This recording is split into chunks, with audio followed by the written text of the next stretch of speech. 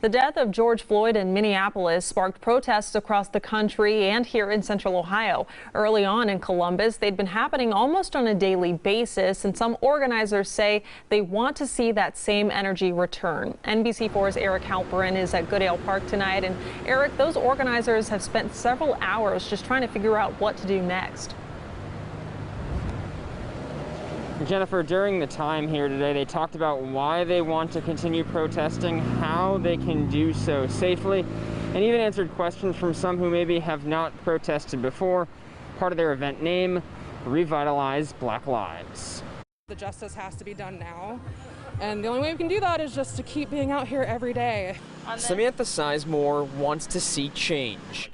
She wants to see an end to police brutality, racism, and other injustices. The fight is never over because there is still so much injustice. Kelly Fox wants change too. I think that we're at a point where we need to address that the system itself is bad. So the two came together and organized 150 Days of Injustice, Revitalize Black Lives. The first part of the event name comes from the fact it's been almost 150 days since Breonna Taylor was killed by police in Louisville.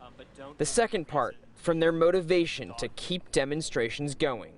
In the last month or so, I think people have been burned out and people have been, not wanting to come out as much. And so our hope with this event was to get people to kind of revitalize their support of Black Lives Matter. Over the course of the day, they talked about what comes next, kept conversations going through the rain, made signs, and eventually held some of those signs up in front of the State House. We want to keep it on the radar because this is how it all gets swept under the rug again. And people's lives are way too important to just forget about and deal with later. And organizers say over the past couple of months, they've noticed some small changes here in the city, but also say that a lot more needs to be done. Live and local for you in Columbus, I'm Eric Halperin, NBC4.